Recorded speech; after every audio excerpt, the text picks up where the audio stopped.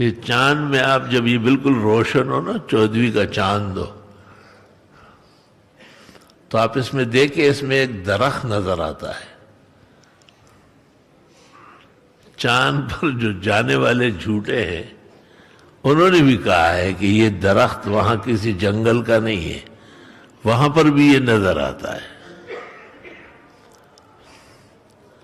ہم جب چھوٹے تھے اور اپنے والد کے ساتھ مسجد آتے جاتے تھے، ابھی کتابیں شروع بھی نہیں کی تھی، تو میرے والد نے مجھے کہا تھا کہ یہ جنت میں، جنت کے دروازے کے اندر کا درخت ہے اور یہ چاند میں نظر آتا ہے۔ بعد میں دیکھتا گیا صحیح ابن حبان میں جابر ابن عبداللہ کی حدیث ملی صفات اہل الجنہ میں، وہی لفظ لکھے ہوئے تھے کہ یہ چھٹی جنت کے دروازے کے اندر بیری کا درخت ہے۔ اور اسلام میں بیری تو ہے ہی محترم و مکرم، کسی کے گھر میں بیری ہوگی۔ ہماری یہ شیڈ جو ہے قریبی، اس میں جب بیری کے درخت بہت اگے تو میں نے وہاں خوشی کا دعوت کیا، بھینس کٹوائی اور میں نے کہا یہ جگہ آباد ہو جائے گی۔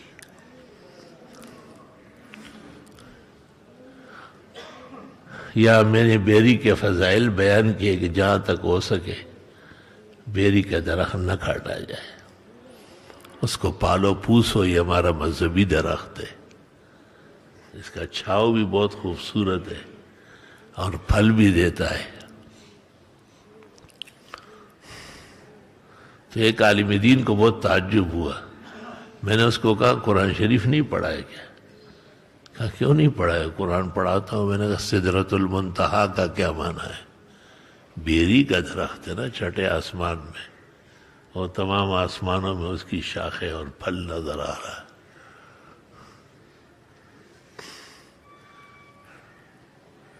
سدرہ بیری کو کہتے ہیں عربی میں، اور منتہا کا مطلب یہ کہ مخلوقات اس سے آگے نہیں جا سکتی، تمام مخلوقات وہیں تک ہے۔ خدا تعالیٰ کا حکم جب نازل ہوتا ہے تو اس درخت پر آتا ہے اور اس کے پتے رنگ بدلتے ہیں، تو اس رنگ بدلنے سے تمام ملائک جو جگہ جگہ کھڑے ہیں وہ اپنے اپنے احکام سمجھ لیتے ہیں۔ جیسے یہاں روڈ پر بتی لال ہو جاتی ہے تو آپ گاڑی روک لیتے ہیں کہ بھئی اب اجازت نہیں ہے، پھر جب پیلی ہو جاتی ہے تو آپ تیار ہو جاتے ہیں، جب ہری ہو جاتی ہے تو آپ روانہ ہو جاتے ہیں۔ بخاری شریف میں ہے کہ سدرۃ المنتہا کے بارے میں آپ نے کہا لہا الوان، اس کے رنگ ہے، لا ادری ما ہی، مجھے پتہ نہیں یہ کیا چیز ہے۔ تفسیر تو اللہ کو معلوم ہے۔ دوسری روایات سے پتہ چلتا ہے کہ آسمانوں میں جو ملائک کھڑے ہیں، ہر فرشتہ اس سے اپنے لیے بارش کا حکم، طوفان کا حکم، کسی علاقے کو آباد کرنے کا حکم، کسی کے اجاڑنے کا حکم، وہ فوراً نوٹ کرتے ہوئے فرشتہ بھاگتا ہے کہ مجھے یہ حکم مل گیا ہے۔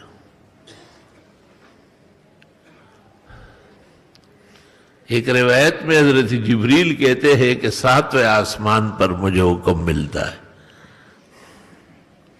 کہ نیچے اترو،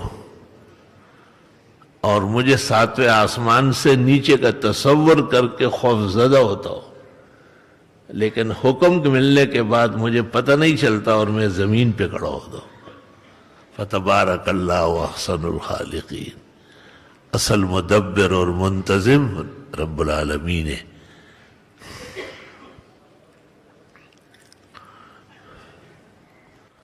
ایک شخص کے گھر میں بیری کا درخت تھا ڈیفینس میں، وہ یہاں سے تعلق رکھتا ہے اور یہ رنگ برنگی باتیں تو یہاں ہوتی ہیں،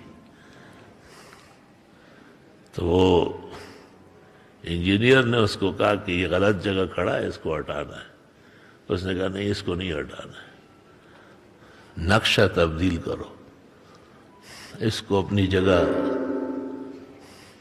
رہنے دو۔ چنانچہ وہ رہ گیا اور وہ پھل دے رہا ہے، اور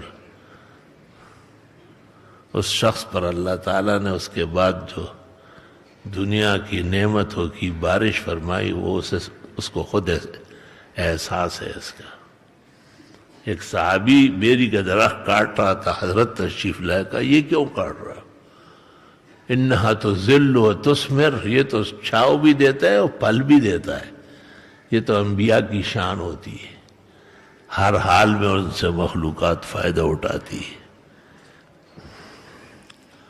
اگرچہ علماء نے فتویٰ دیا ہے کہ اگر ضرورت ہو تو بے شک کاٹ سکتے ہیں، لیکن یہ تمام خیر و حسنات اور یہ تمام فضائل و شمائل، یہ جن کو معلوم ہو وہ بہت احتیاط کرتے ہیں اس میں۔ سب کا علم میں فرق ہے۔